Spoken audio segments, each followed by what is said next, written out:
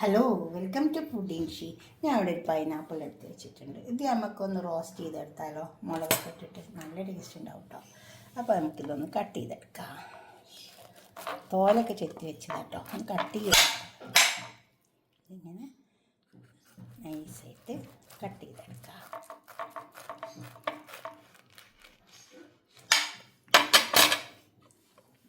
ഈ രീതിയിൽ കട്ട് ചെയ്തെടുത്താൽ മതി.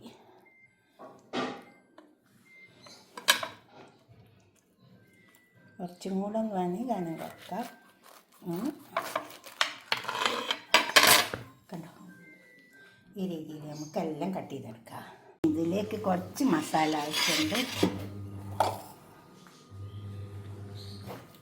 മുളക് എടുക്കാം, കാശ്മീരി മുളകാണ്. അപ്പോൾ തന്നെ കുറച്ച് ഗരം മസാല, കുറച്ച് ഒരു ടേസ്റ്റിന് മാത്രം.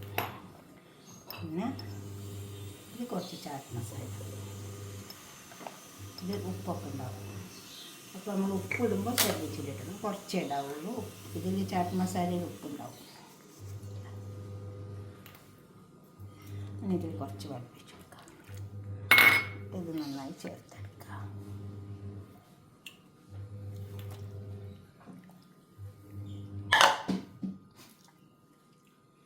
ചൂട്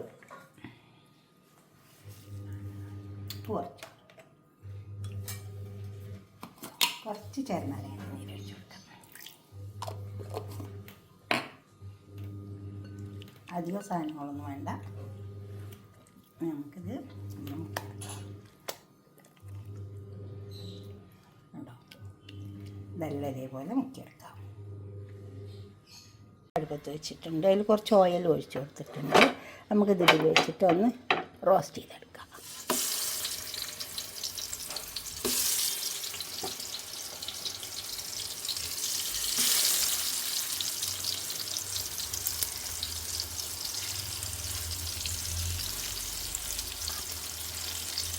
റോസ്റ്റായി വയ്ക്കാം. ആവശ്യം നമുക്ക് തിരിച്ച് വെച്ചെടുക്കാം. നമുക്കിത് തിരിച്ച് വെച്ച് വെക്കാം.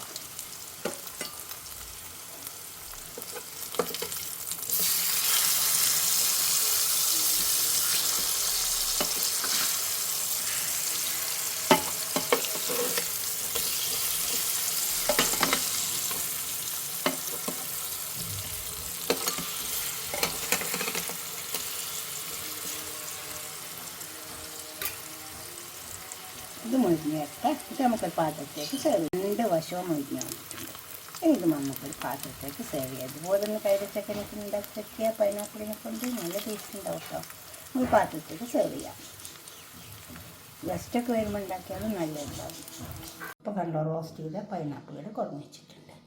ഇതുപോലെ ഒന്ന് റോസ്റ്റ് ചെയ്ത് നോക്കിയാൽ പൈനാപ്പിൾ നല്ല ടേസ്റ്റ് ഉണ്ടാവും കേട്ടോ. ഇത് വെറുതെ തന്നെ മുളകിൻ്റെ ഓടിയിട്ട് കഴിക്കാനും നല്ല ടേസ്റ്റാണ്. ഇങ്ങനെയും നല്ല ടേസ്റ്റാണ്. ഉണ്ടാക്കിയിട്ട് നിങ്ങളുടെ അഭിപ്രായം നിർദ്ദേശമൊക്കെ ഒന്ന് കമൻറ്റ് ബോക്സിൽ അറിയിച്ചട്ടെ. ലൈക്ക് ചെയ്യണം, ഷെയർ ചെയ്യണം, സബ്സ്ക്രൈബ് ചെയ്യാത്തവരൊക്കെ ചെയ്യും വേണം. അടുത്തൊരു വീഡിയോ ആയിട്ട് നമുക്ക് പിന്നെ കാണാം. ചൂടുണ്ട്. Okay, by.